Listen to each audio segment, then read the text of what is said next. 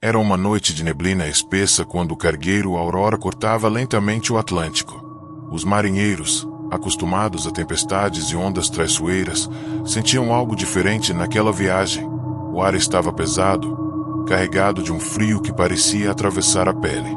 No horizonte, entre a bruma, surgia uma silhueta vaga, que se transformava em algo que nenhum radar conseguia captar com precisão. O capitão, homem experiente e cético, tentava manter a calma da tripulação, mas a sensação de ser observado aumentava a cada minuto. O vento uivava, entre os rangidos do casco, surgiam sons impossíveis de identificar, gritos abafados, choros e o som de correntes arrastando-se pelo convés. Alguns marinheiros juravam que o navio à distância se movia contra a corrente, aproximando-se lentamente, como se tivesse vida própria. Conforme a silhueta se aproximava, detalhes começaram a surgir, velas rasgadas, madeira apodrecida, estranhamente, ninguém à vista no convés. Porém, os olhos mais atentos percebiam formas espectrais que caminhavam silenciosamente. O coração de todos acelerava à medida que a névoa parecia densificar-se ao redor do Aurora, formando figuras quase humanas nas ondas que lambiam o casco. O capitão ordenou mudanças de rota, mas o navio misterioso parecia ajustar-se à mesma velocidade, mantendo-se constante à distância. Uma tensão silenciosa tomou conta da tripulação. Cada barulho do próprio navio parecia ser amplificado. Os rangidos do casco tornavam-se ecos de passos invisíveis, e as luzes do convés piscavam de maneira irregular, como se o navio estivesse tentando comunicar algo. Na madrugada, 3 marinheiros desapareceram. Apenas suas botas permaneceram no convés, encharcadas e arrastadas como se alguém as tivesse calçado e levado para o horizonte. Pânico se espalhou entre os demais. Os sobreviventes começaram a relatar sonhos estranhos, visões de suas próprias mortes, ecos de vozes familiares pedindo socorro, e um frio que parecia sugar a vida. O capitão, tentando racionalizar, percebeu que a bússola girava sem controle e que o GPS mostrava coordenadas inexistentes. Cada tentativa de enviar um sinal de socorro falhava. Ondas de interferência silenciavam rádios e celulares, isolando o navio completamente no meio do oceano. No convés, sombras se moviam sem explicação, dançando entre a névoa, e o ar carregava um cheiro de maresia misturado com ferro e algo putrefato. O ápice do terror aconteceu quando a tripulação viu o navio espectral se aproximar o suficiente para reconhecer rostos ou o que restava deles. Marujos com olhos ocos, correntes arrastando-se pelos pés, caminharam pelo convés do navio fantasma como se estivessem vivos. Gritos surgiam do nada, algumas vozes conhecidas, outras distorcidas, clamando ajuda. O capitão tentou se manter firme, mas a pressão psicológica era insuportável. Alguns marinheiros tentaram saltar para o mar, na esperança de escapar, mas algo invisível os puxava de volta, como se o próprio oceano estivesse coagindo-os a permanecer. Cada passo no convés parecia ecoar eternamente. Cada porta aberta revelava corredores que se alongavam além da lógica e da física. A névoa tornou-se quase sólida, engolindo o Aurora e o navio espectral em uma dança silenciosa. Correntes surgiam do nada, prendendo marinheiros pelos tornozelos e arrastando-os para o convés do navio fantasma. O capitão foi confrontado com uma figura alta, pálida e silenciosa, de olhos negros e profundos, que apontava para ele com uma mão esquelética. Um frio gélido percorreu sua coluna, e ele entendeu, sem palavras, que qualquer resistência era inútil. Os sobreviventes restantes foram lentamente engolidos pelo mistério do horizonte, desaparecendo entre sombras e correntes invisíveis, suas vozes se tornando apenas ecos distantes, misturadas ao uivo do vento e ao render do casco. Quando o sol finalmente despontou, o Aurora foi encontrado à deriva por outro cargueiro dias depois. Não havia sinais de luta, nem corpos a bordo, apenas o vazio e o silêncio absoluto. As botas molhadas dos desaparecidos, marcadas de sangue e areia, haviam sumido sem deixar vestígios. As cartas de navegação e o GPS mostravam coordenadas impossíveis, como se o navio tivesse sido transportado para outro plano. Marujos que testemunharam a noite jamais se recuperaram, e o caso entrou para os arquivos da Marinha como o enigma do horizonte perdido. Até hoje, alguns pescadores relatam ver o navio fantasma, com velas rasgadas e figuras espectrais, cruzando o Atlântico em noites de neblina, trazendo à tona o terror que não pode ser explicado e que devora qualquer um que se aproxime do seu caminho.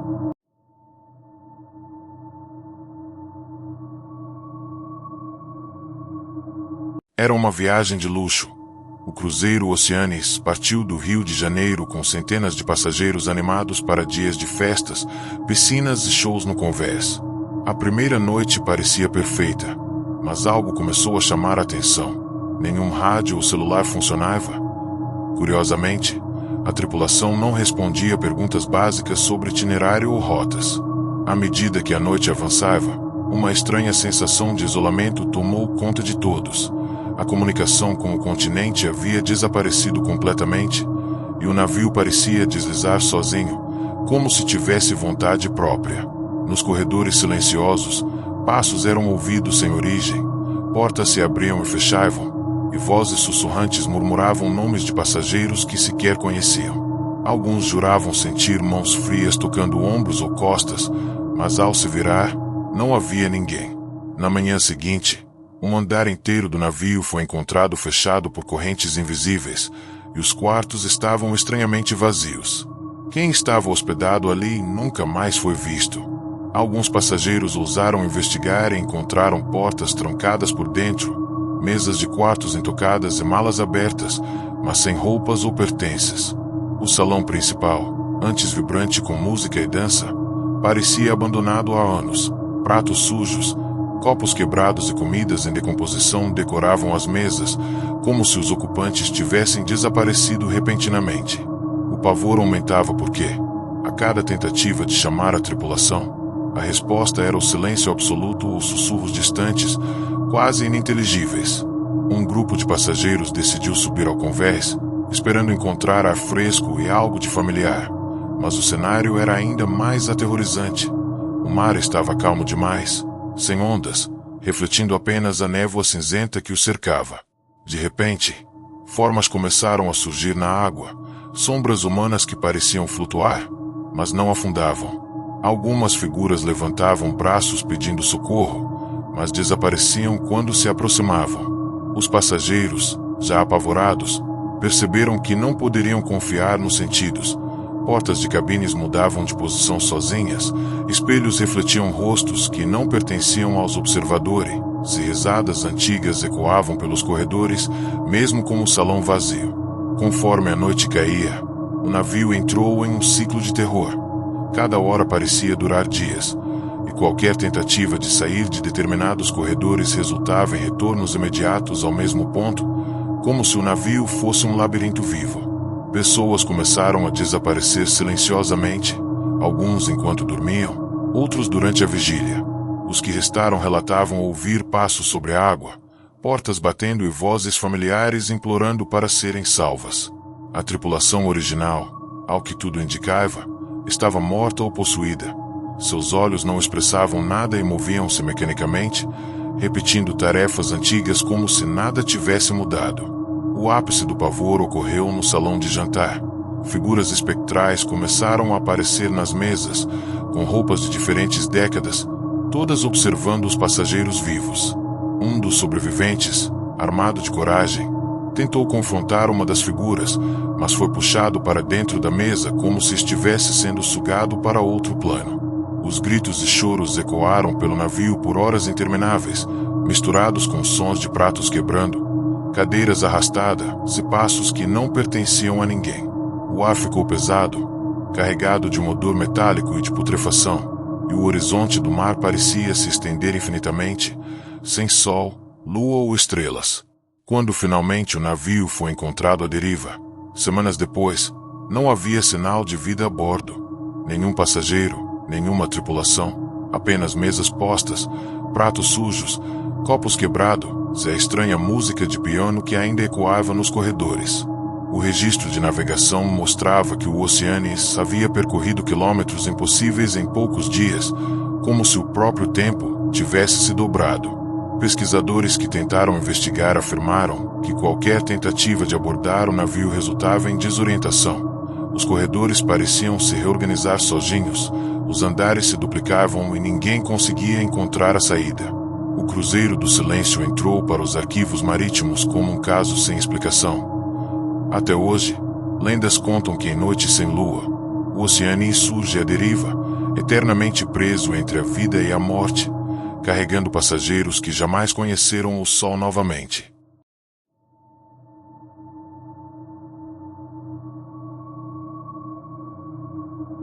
O pequeno cargueiro Estrela do Sul recebeu uma missão peculiar: transportar uma caixa de madeira pesada, fechada com correntes e lacres enferrujados. O remetente era anônimo, e as instruções eram claras: ninguém deveria abrir ou tocar no conteúdo, nem mesmo mover a caixa do local designado. A tripulação, desconfiada, iniciou a viagem com cuidado, mas logo percebeu sinais estranhos, ruídos de passos vindo do porão durante a noite, correntes arrastando-se sozinhas e sombras se movendo nos cantos do convés. O capitão, homem pragmático, tentou manter a disciplina e ignorar os sinais, mas algo na atmosfera tornava o ar pesado e o silêncio ensurdecedor. O navio avançava lentamente pelo oceano, enquanto a neblina se tornava cada vez mais densa, envolvendo o casco e bloqueando qualquer visão do horizonte. Na primeira madrugada, um marinheiro sucumbiu à curiosidade e tentou abrir o lacre da caixa. Dentro, encontraram um pequeno caixão antigo, coberto por símbolos estranhos gravados na madeira, que irradiavam um frio quase palpável. Assim que a tampa foi levemente removida, sons de gemidos abafados e gritos de agonia ecoaram pelos corredores do navio. A tripulação entrou em pânico, mas ninguém conseguia se aproximar da caixa novamente. Parecia que forças invisíveis a protegiam, empurrando ou afastando qualquer tentativa de controle humano. As luzes do convés piscavam sem explicação, a bússola girava loucamente e a água próxima ao casco se agitava como se algo enorme estivesse se movendo debaixo dela. Com o passar das horas, desaparecimentos começaram. Marinheiros simplesmente sumiam do convés, deixando apenas suas roupas espalhadas ou botas molhadas sobre o chão. A sensação de perseguição se intensificava, e o capitão percebeu que não havia saída. A caixa parecia ter vontade própria, reaparecendo no convés mesmo depois de ser jogada no porão ou amarrada ao mastro. Os sobreviventes relatavam ouvir vozes familiares chamando por eles, mas em tons distorcidos e ameaçadores, e cada vez que olhavam para o mar, percebiam figuras encapuzadas observando-os do horizonte, como se fossem espectros esperando o momento certo para atacar. O terror aumentou quando o navio entrou em um nevoeiro sobrenatural, onde o dia e a noite se confundiam. O tempo parecia se esticar, minutos duravam horas, e o oceano refletia imagens de rostos aflitos que não pertenciam a ninguém presente. As correntes do porão ganhavam vida, subindo pelos corredores e prendendo os marinheiros em movimentos impossíveis de escapar. O capitão, desesperado, tentou enviar sinais de socorro, mas rádios e sinais de luz falhavam inexplicavelmente, como se o navio estivesse isolado em outra dimensão. Cada tentativa de resistir parecia fortalecer a presença sombria emanando da caixa, transformando o ambiente em um labirinto de sombras e ruídos assustadores. Na noite seguinte, os que restavam foram atraídos para o convés por uma força invisível. O caixão antigo se abriu sozinho, liberando uma fumaça escura e densa que tomou todo o navio. Entre as sombras surgiam figuras humanas, com olhos vazios e corpos contorcidos, que avançavam lentamente, mas sem pressa, emitindo sussurros de condenação. O capitão tentou lutar, mas sentiu o corpo pesado, como se estivesse sendo sugado para o próprio convés. Cada grito era abafado por um vento frio que penetrava até os ossos, e o oceano ao redor parecia engolir qualquer tentativa de fuga. Os sobreviventes que tentaram pular no mar nunca mais foram vistos, e suas vozes ecoavam apenas como lamentos distantes. Quando o Estrela do Sul finalmente atracou semanas depois, ninguém estava a bordo, exceto o capitão, que foi encontrado em estado catatônico, murmurando repetidamente. A encomenda chegou ao destino. Nenhuma explicação foi encontrada sobre o que havia dentro do caixão, nem como ele podia manipular a realidade ao redor. O navio, intacto, parecia levar consigo um silêncio mortal, e rumores surgiram sobre desaparecimentos similares em outras viagens que aceitaram transportar cargas misteriosas. Hoje, a lenda do Estrela do Sul e sua encomenda amaldiçoada assombra marinheiros e pesquisadores, lembrando a todos que certas curiosidades não devem ser despertadas e que o mar guarda segredos que consomem qualquer um que ousa desafiar sua escuridão.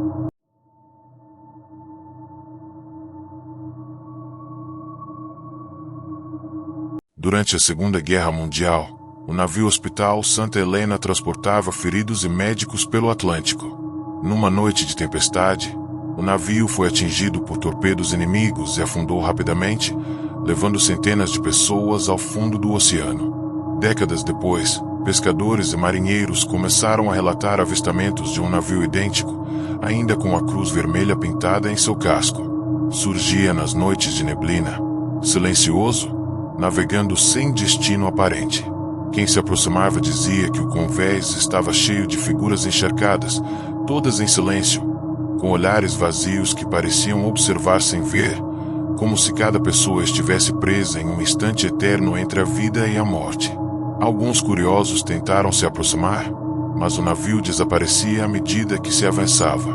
Em outras ocasiões, marinheiros relataram ter subido a bordo e visto corredores vazios e gelados, cheios de roupas e utensílios espalhados como se a vida tivesse sido arrancada de repente.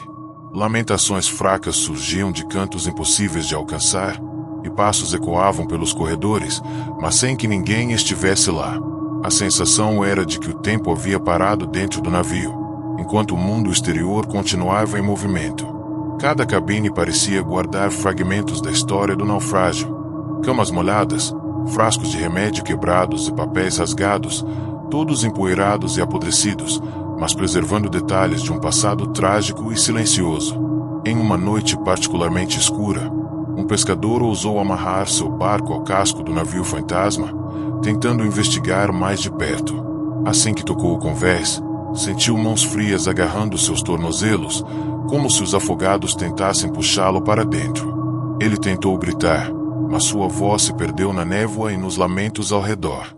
As figuras no convés começaram a se mover lentamente, e o pescador percebeu que eram corpos humanos que haviam perecido no naufrágio, mas agora vagavam, sem descanso, repetindo gestos mecânicos da vida que perderam. Cada passo que ele dava parecia levá-lo para lugares que não existiam, corredores se alongando e portas se abrindo para salas que desafiavam qualquer lógica. O pânico se instalou quando percebeu que não podia mais distinguir entre realidade e ilusão. Sombras surgiam em cantos do convés, refletindo imagens de passageiros e tripulantes que jamais existiram. A água ao redor parecia viva, subindo e descendo como se respirasse, e do fundo surgiam mãos pálidas tentando agarrar qualquer parte do corpo exposta. O navio permanecia parado ou em movimento lento, mas o mar ao redor parecia arrastá-lo para um plano diferente, onde as leis da física não se aplicavam. O pescador, apavorado, percebeu que sua única chance de sobrevivência seria deixar o navio antes de ser totalmente consumido pelo silêncio absoluto que emanava do convés dos afogados.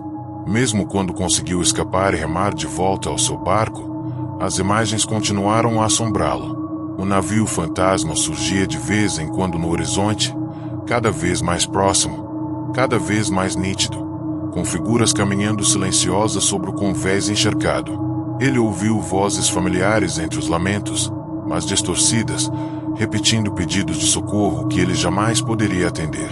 Ao amanhecer, o navio desaparecia como se nunca tivesse existido, deixando apenas uma leve ondulação no mar e um cheiro de maresia misturado com podridão, como se algo tivesse emergido da própria morte. Os relatos se multiplicaram entre pescadores e marinheiros.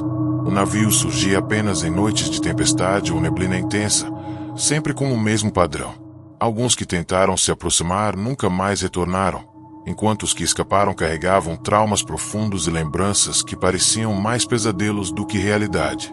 A lenda do Santa Helena cresceu, avisando que há navios que jamais deveriam ser encontrados, convés que guarda almas que não descansam e águas que engolem qualquer tentativa de fuga. Quem cruza com ele nunca mais é o mesmo. E o silêncio do mar passa a ser povoado por ecos de gritos de milhares de afogados que continuam a vagar eternamente pelo oceano, lembrando que a morte, às vezes, não é suficiente para libertar aqueles que pereceram em mares amaldiçoados.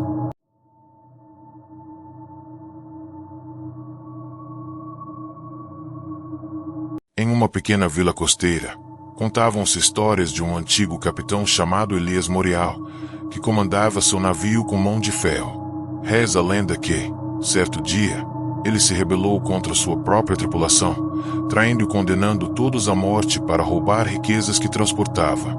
Antes de desaparecer, jurou nunca mais ser visto em vida mortal. Porém, a maldição que sobre ele recaiu foi pior do que qualquer pena humana.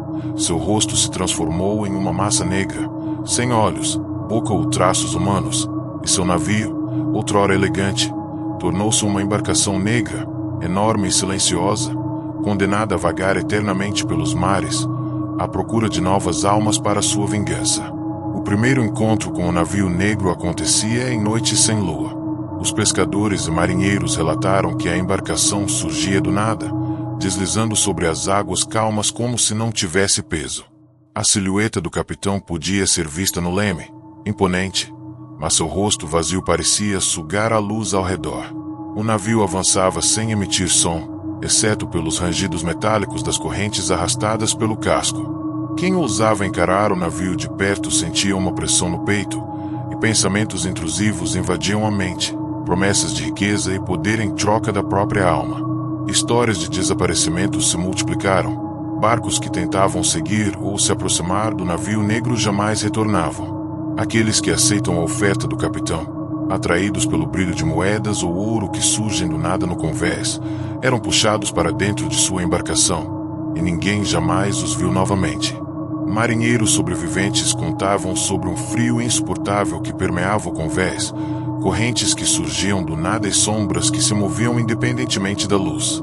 Cada tentativa de resistir parecia apenas aumentar a atração do navio, que se tornava cada vez mais próximo e ameaçador, como se pudesse atravessar qualquer distância instantaneamente. A presença do navio causava pânico psicológico, vozes surgiam dentro da cabeça dos que tentavam escapar, repetindo o mesmo mantra perturbador: junte-se a mim, ou pereça. O vento se calava, o mar parecia congelar, e todos os instrumentos de navegação se tornavam inúteis.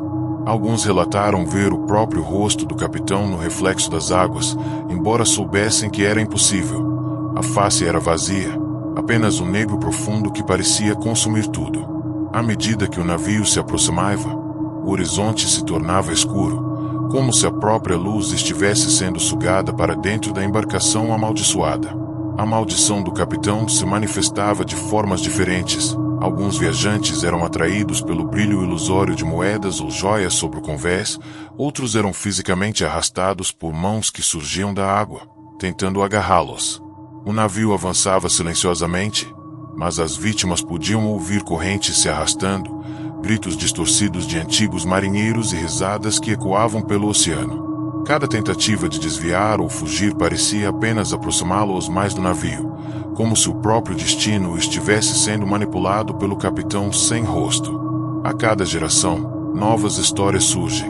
O navio negro ainda cruza mares afastados, com o capitão vazio no leme e correntes a deslizar pelo convés. Quem o vê jamais esquece o frio, o silêncio e a sensação de ser observado sem chance de defesa. Marinheiros antigos juram que o navio aparece sempre em noites sem lua, e que qualquer embarcação que tente enfrentá-lo é atraída por uma força invisível até desaparecer. A lenda do capitão sem rosto tornou-se sinônimo de aviso.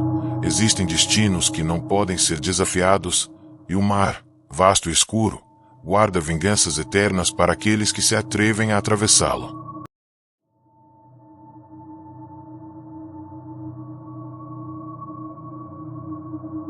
Um grupo de jovens milionários alugou um luxuoso iate chamado Maré Alta para celebrar o fim de ano em alto mar. Música alta, Bebidas caras e luzes piscando criavam a atmosfera perfeita para uma noite de euforia e diversão. Porém, quando o sol se pôs e a escuridão tomou conta do oceano, a festa começou a assumir um tom estranho. As luzes do convés piscavam de forma irregular, algumas sombras pareciam se mover independentemente da música, e sussurros surgiam entre o vento, impossíveis de localizar a origem. Alguns convidados sentiram arrepios intensos, como se estivessem sendo observados, mas os risos e a excitação da festa ocultavam o terror inicial. Durante a madrugada, coisas estranhas começaram a acontecer. Uma das cabines foi encontrada trancada por dentro, mas, ao abrir, estava vazia e com sinais de luta recente. Objetos espalhados e marcas de sangue que pareciam secas e frescas ao mesmo tempo. O DJ, responsável pela música, desapareceu de repente no meio de uma batida, sem qualquer explicação. Ao chamar pelos amigos, ninguém conseguia encontrá-lo, e os passageiros começaram a perceber que partes do iate pareciam mudar de posição sozinhas. Corredores que antes davam em escadas agora terminavam em paredes sólidas. Portas se abriam para salas inexistentes e o convés parecia se estender além do horizonte. O pânico aumentou quando vultos começaram a surgir nas sombras, dançando entre a música e as luzes piscantes. As figuras eram translúcidas, pálidas e sem detalhes faciais, mas claramente humanas. Os convidados sentiram mãos invisíveis tocando-os, puxando-os para cantos escuros do convés e sussurrando seus nomes com vozes distorcidas. Tentativas de escapar pelo mar eram inúteis. Ao saltar nas águas, eram arrastados de volta para o convés, como se o próprio iate estivesse vivo, prendendo cada alma em seu domínio. Os minutos começaram a se arrastar infinitamente. Cada tentativa de chamar a tripulação resultava em silêncio ou vozes que repetiam ordens que ninguém tinha dado. A sensação de tempo perdido e espaço distorcido provocava vertigem e desorientação. Vultos começaram a imitar os sobreviventes, copiando seus movimentos e gestos de forma perturbadora.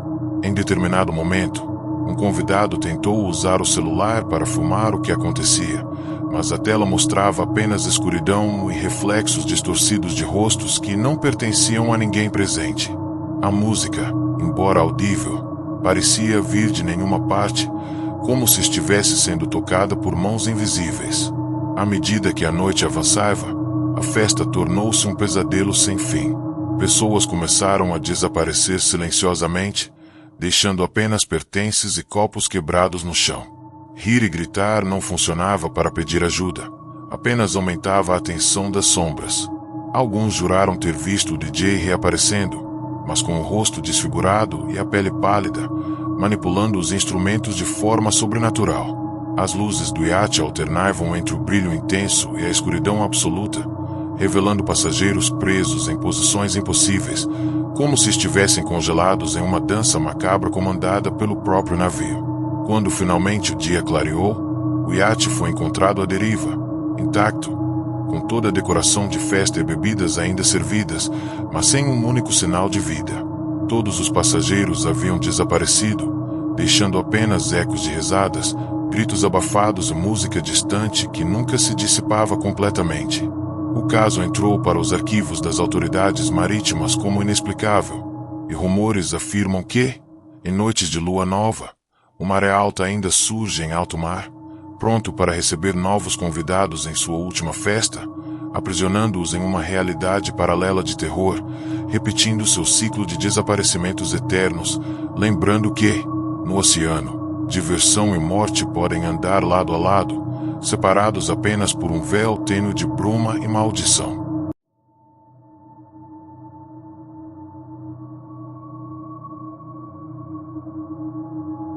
Naquela manhã fria, o capitão Augusto recebeu uma ordem incomum: inspecionar um navio que havia sido encontrado à deriva próximo à costa, sem tripulação, sem sinal de luta, apenas o casco balançando no mar calmo como se fosse um brinquedo esquecido. O chamado navio fantasma logo chamou a atenção da equipe, pois a embarcação não constava em nenhum registro recente. O casco era antigo, de madeira escurecida pelo tempo, com marcas profundas como se garras tivessem arranhado sua estrutura. Quando Augusto e seus homens subiram a bordo, O silêncio era tão espesso que parecia sufocar qualquer som. Nenhum pássaro, nenhum rangido natural do navio, apenas o eco de passos que não pertenciam a ninguém. E foi nesse silêncio que perceberam a primeira coisa estranha: quadros espalhados pelas cabines. Eram retratos de pessoas, todas sem olhos. A tripulação começou a se dividir, explorando cada corredor, cada cabine, enquanto Augusto seguia para a sala de comando. Ali, encontrou o diário do antigo capitão. As páginas estavam manchadas de água salgada, mas era possível ler alguns trechos. Eles falavam sobre a tormenta dos olhos, uma presença que obrigava os tripulantes a arrancarem seus próprios globos oculares em oferenda para que pudessem navegar. As palavras se tornavam cada vez mais rabiscadas, até que o diário terminava abruptamente com um borrão vermelho. Enquanto lia, Augusto percebeu reflexos estranhos na janela da cabine. Quando virou o rosto, não havia nada, apenas o corredor vazio. Mas jurava que alguém o observava. Um dos marinheiros, chamado Tavares, desceu até o porão. Gritou chamando os outros, dizendo que havia encontrado algo. Quando todos chegaram, viram caixas abertas, cheias de óleos humanos preservados em frascos de vidro. Havia dezenas, talvez centenas deles, flutuando em líquidos turvos. O cheiro de sal e podridão era insuportável. Alguns olhos se mexiam sozinhos, como se ainda estivessem vivos, observando cada movimento dos visitantes. Tavares começou a rir descontroladamente, como se tivesse sido tomado por algo invisível. E sem que ninguém pudesse impedi-lo, começou a tentar arrancar os próprios olhos com as unhas. O desespero tomou conta. 2 homens tentaram segurar Tavares, mas ele era como uma fera possuída. Augusto ordenou que o amarrassem, mas no instante em que o fizeram, ouviram passos pesados ecoando no convés. Eles correram até a superfície, e lá estava, uma sombra gigantesca, sem rosto, com dezenas de olhos espalhados pelo corpo, brilhando no escuro. Os olhos piscavam em sincronia, como se estivessem vivos e conscientes. A criatura caminhava lentamente, e com cada passo, um rangido ecoava pelo casco, como se o navio fosse se partir ao meio. Um marinheiro chamado Vicente disparou contra a sombra, mas as balas atravessaram seu corpo sem causar dano. Em resposta, os olhos da criatura se voltaram todos para ele.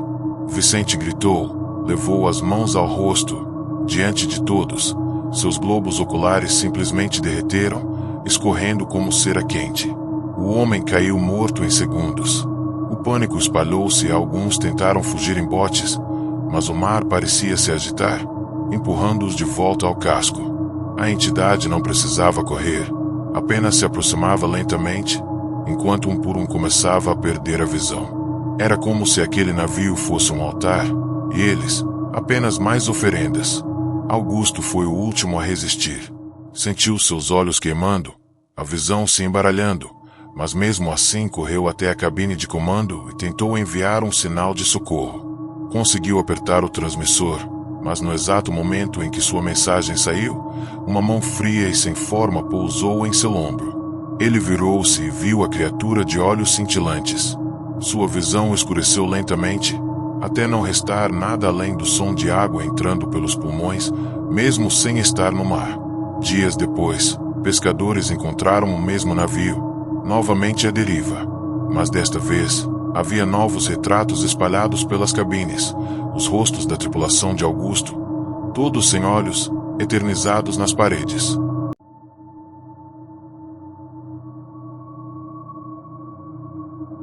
O cruzeiro Mar do Horizonte foi anunciado como a viagem dos sonhos, um itinerário de 15 dias pelo Atlântico, prometendo luxo, festas e paisagens paradisíacas. Mais de 1000 passageiros embarcaram cheios de expectativa, sem imaginar que esse seria o último destino de suas vidas. Tudo começou de forma glamourosa, jantares refinados, música ao vivo e um clima de celebração. No entanto, na terceira noite, algo estranho aconteceu. O navio simplesmente parou em alto mar, sem qualquer aviso. A tripulação mantinha o sorriso no rosto, mas evitava responder perguntas diretas.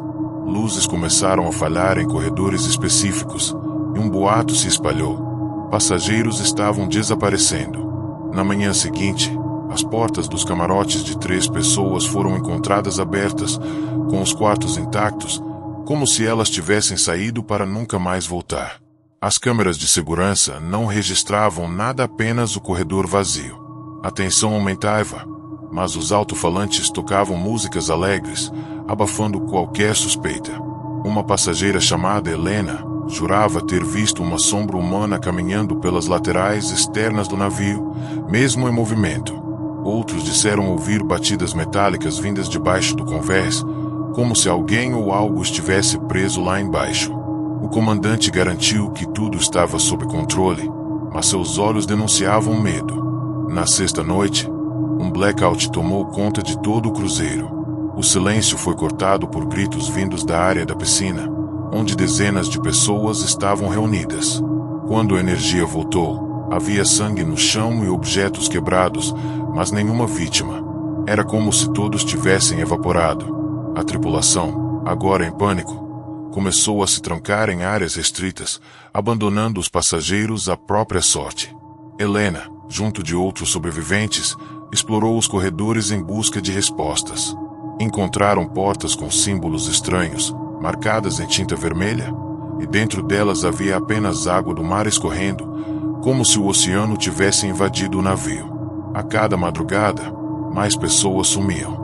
O grupo de Helena encontrou o diário de um antigo marinheiro escondido no bar do navio. Nele, estava escrito que o Mar do Horizonte não era um simples cruzeiro, mas um navio amaldiçoado que se alimentava das almas dos passageiros. A maldição remontava ao século XIX, quando foi usado para transportar pessoas traficadas em segredo, todas sacrificadas em rituais marítimos. Desde então, o navio renascia em diferentes épocas, sempre com outro nome e aparência luxuosa, para atrair novos viajantes e cumprir seu ciclo de sangue. Helena tentou organizar uma fuga com botes salva-vidas, mas descobriu que todos estavam destruídos, como se tivessem apodrecido da noite para o dia. O mar estava revolto e qualquer tentativa de pular seria suicídio. As sombras agora caminhavam livremente pelos corredores, e alguns passageiros eram vistos sendo puxados para dentro das paredes do navio, desaparecendo em segundos. Helena começou a perder a noção do tempo, acreditando que talvez já estivesse presa em uma dimensão paralela. Os corredores não levavam mais aos mesmos lugares, as escadas se repetiam e os relógios nunca marcavam o mesmo horário. Na última noite, o grupo de sobreviventes percebeu que estavam sendo levados para um salão principal, onde o navio revelava sua verdadeira face. O teto se abriu para mostrar o céu tempestuoso, e colunas de água subiam como braços gigantes, cercando todos.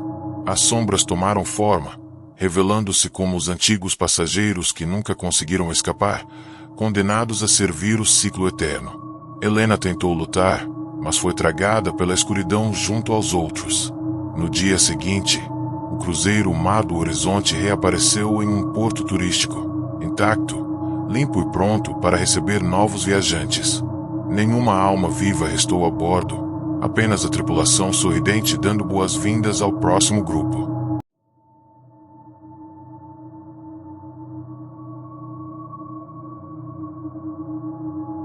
Um grupo de amigos decidiu passar o Réveillon em um chalé isolado nas montanhas, rodeado por florestas e coberto por uma espessa camada de neve. O local havia sido alugado pela internet, com fotos que mostravam lareira aconchegante, janelas enormes e uma vista impressionante da serra. Parecia o lugar perfeito para começar o novo ano. Chegaram durante a tarde, após horas dirigindo em estradas estreitas e cobertas de gelo.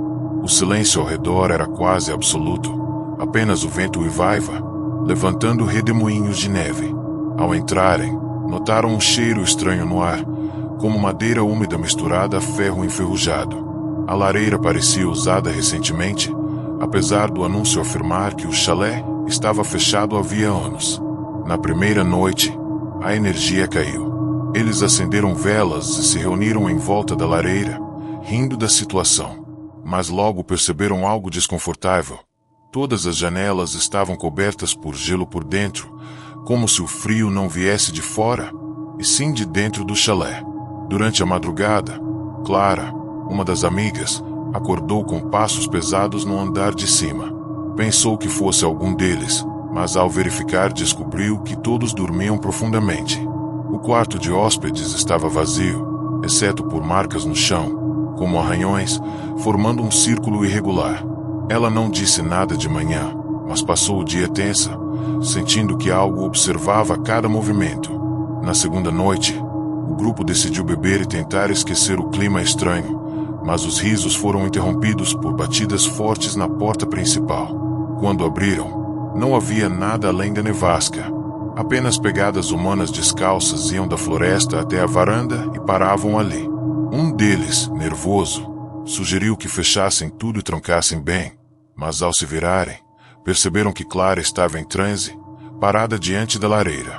Seus olhos refletiam as chamas, e ela murmurava palavras em uma língua desconhecida. Quando conseguiram despertá-la, ela apenas disse que não lembrava de nada. Ao redor da lareira, o círculo de arranhões agora estava mais profundo, como se tivesse sido feito com garras afiadas. No dia seguinte, encontraram uma porta trancada no porão. Um dos rapazes, curioso, arrombou o cadeado e desceu com uma lanterna. Lá dentro havia velhos móveis cobertos por lençóis. Ao fundo, um altar improvisado com ossos, velas apagadas e símbolos riscados na madeira.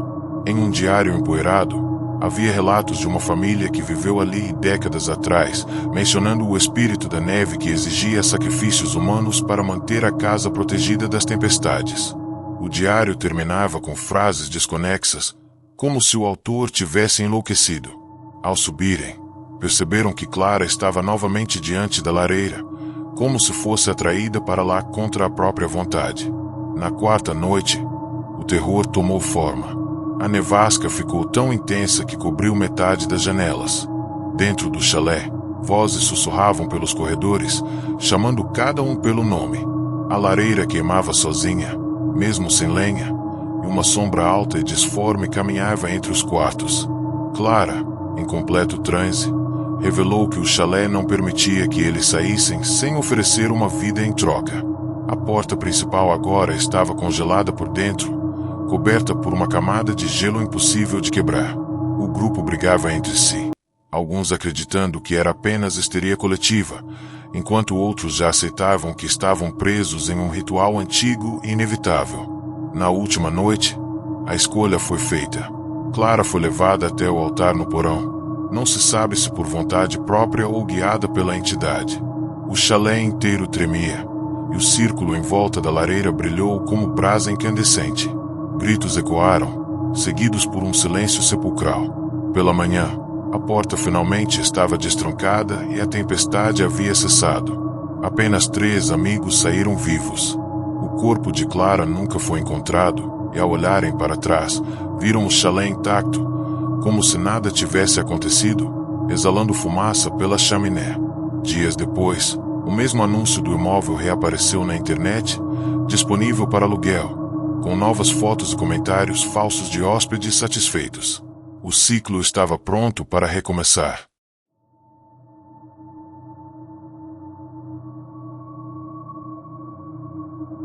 O cruzeiro imperial era considerado o navio mais luxuoso de sua época.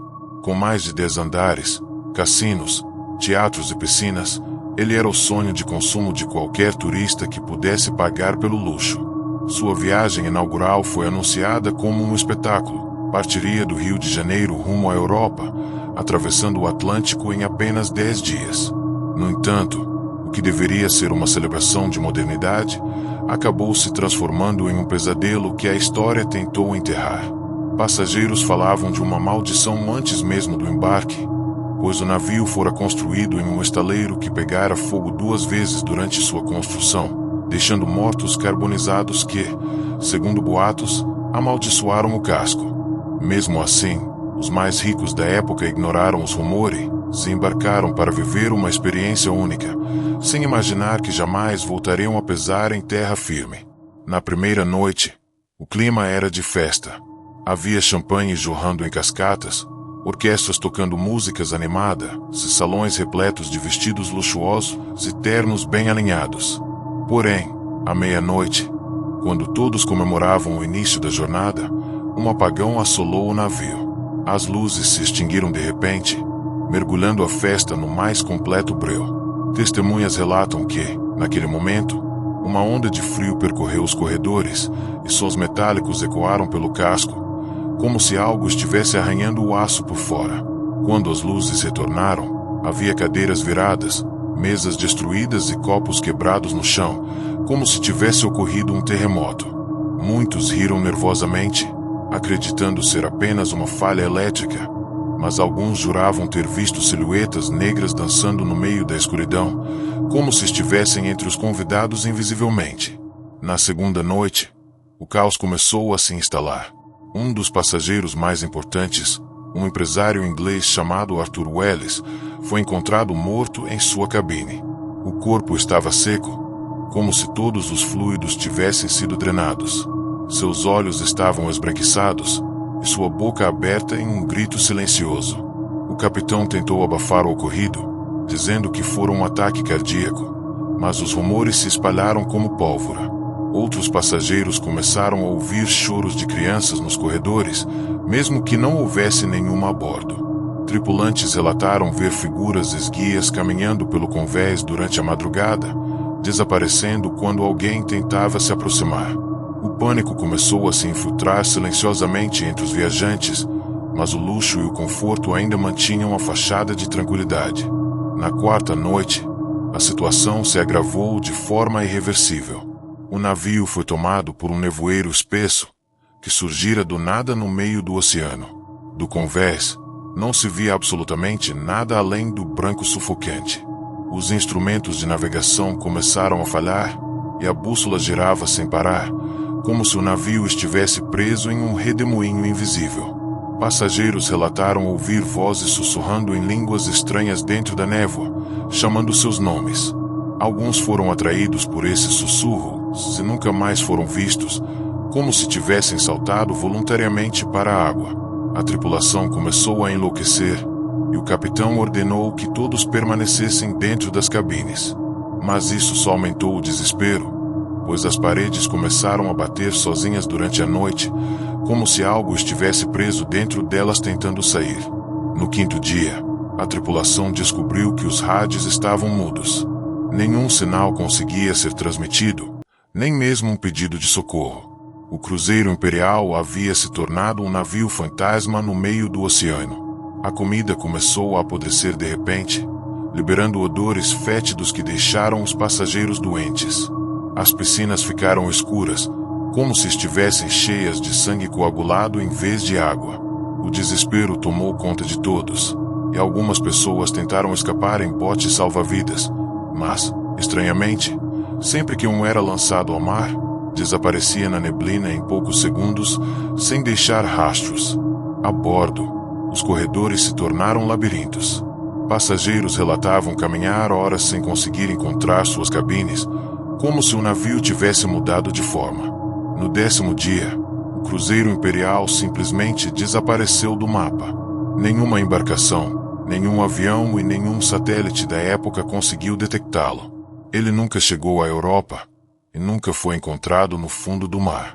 O que se sabe é que, desde então, relatos de navios modernos afirmam cruzar com um gigante luxuoso coberto por neblina, navegando silenciosamente no meio da escuridão do Atlântico. Muitos que dizem ter visto o cruzeiro imperial afirmam ouvir músicas antigas ecoando de seus salões e enxergar passageiros vestidos de gala acenando tristemente para os vivos, como se pedissem resgate. Alguns navios que se aproximaram demais desapareceram sem deixar vestígios.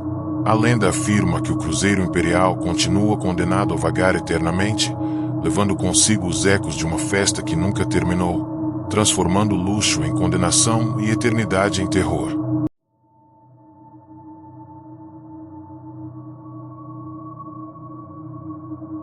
O navio cargueiro Santa Helena seguia viagem por águas turbulentas no Atlântico, levando uma tripulação de 40 homens acostumados às longas jornadas.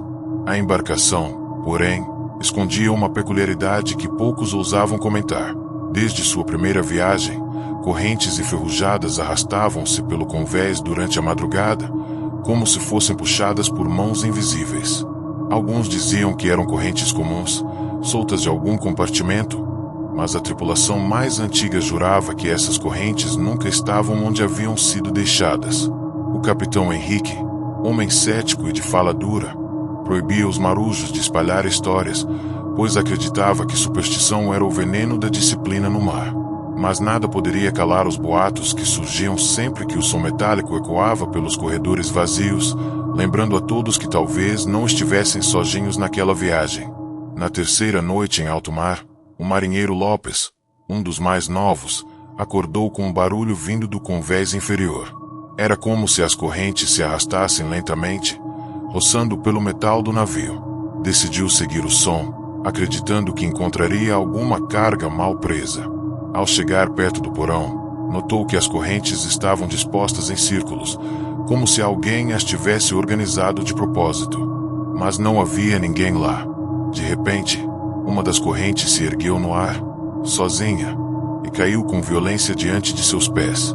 O barulho ecoou pelo navio, fazendo outros tripulantes despertarem.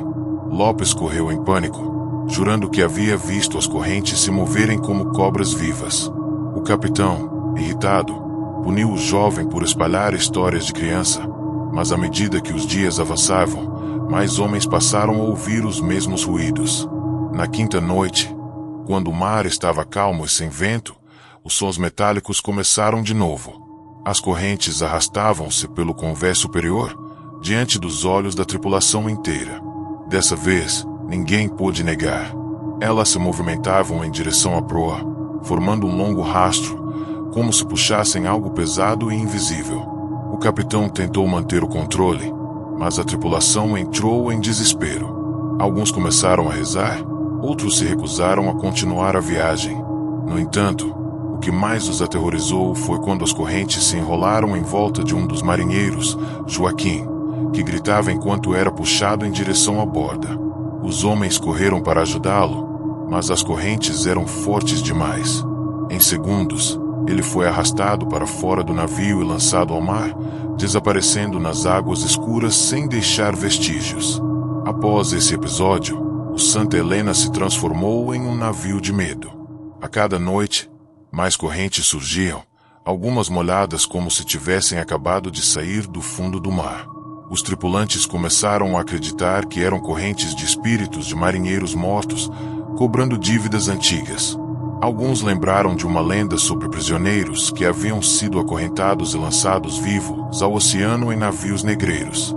Suas correntes, diziam, vagavam para sempre em busca de novos corpos para arrastar.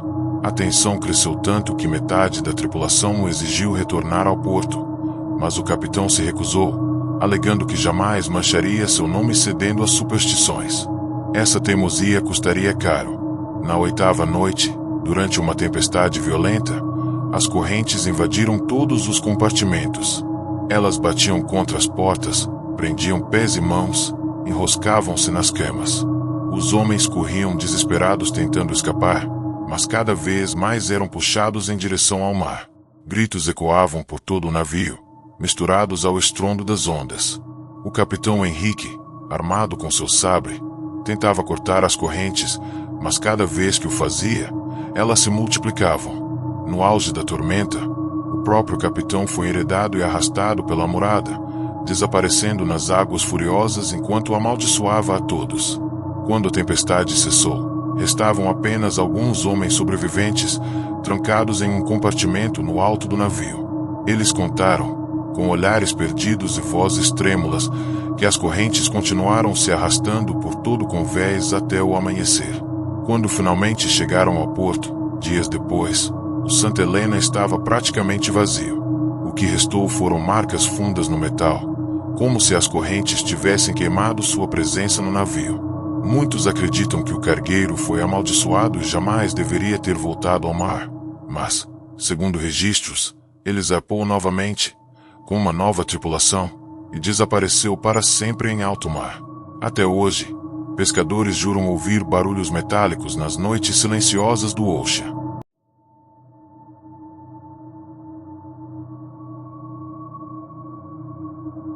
O silêncio do mar naquela noite parecia profundo demais, quase sufocante. Um cargueiro de bandeira desconhecida navegava lentamente, como se cada onda fosse um esforço para mantê-lo de pé. A tripulação, composta por homens experientes, começou a perceber que havia algo de errado. Não havia sinal de rádio, não havia luzes em outros barcos, e o mar parecia vazio.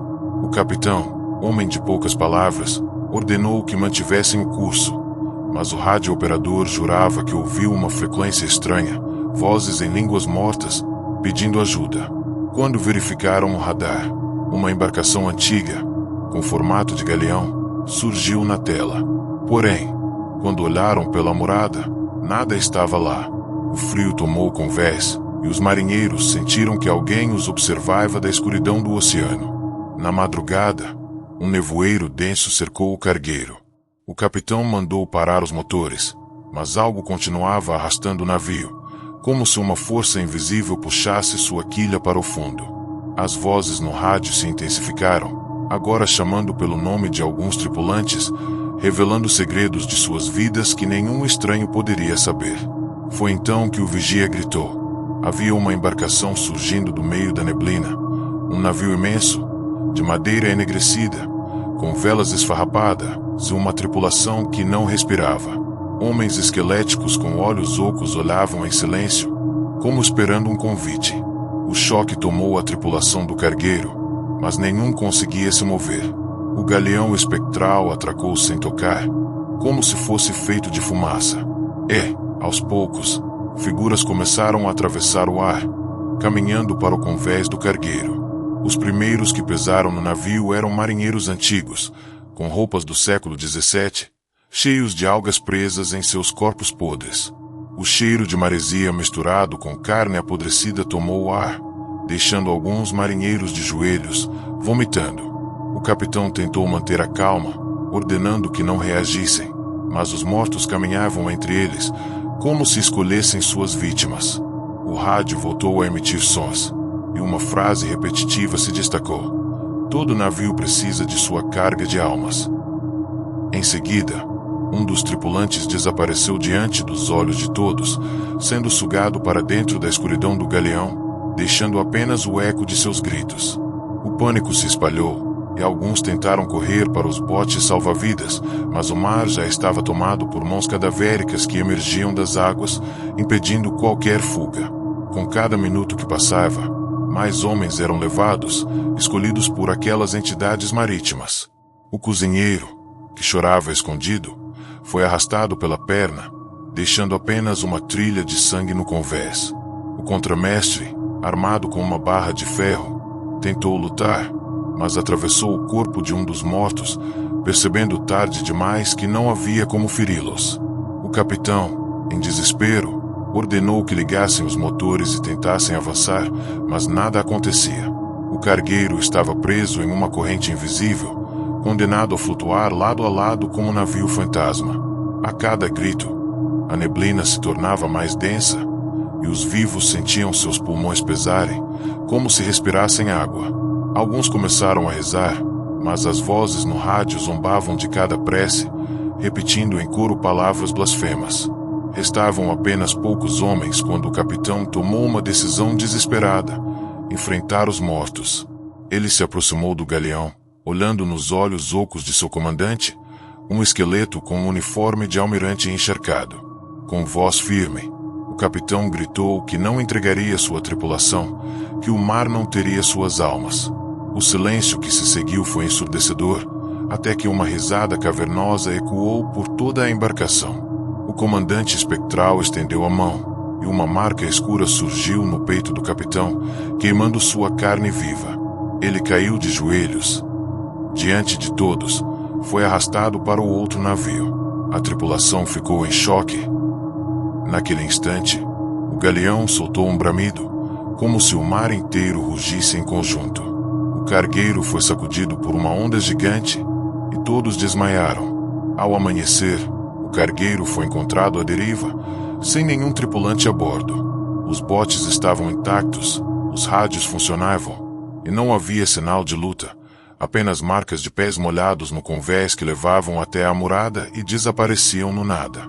Relatórios oficiais dizem que a tripulação se perdeu no mar, mas pescadores da região ainda contam que, em noites de neblina, é possível ver aquele navio fantasma ao lado de embarcações solitárias. Quem ouve o rádio nessas horas garante que vozes continuam chamando por novos nomes, sempre buscando completar sua carga de almas. O cargueiro, desde então, foi apelidado pelos marinheiros de o navio dos mortos, e até hoje ninguém ousa navegar próximo ao local onde foi encontrado, temendo que o mar cobre sua dívida novamente.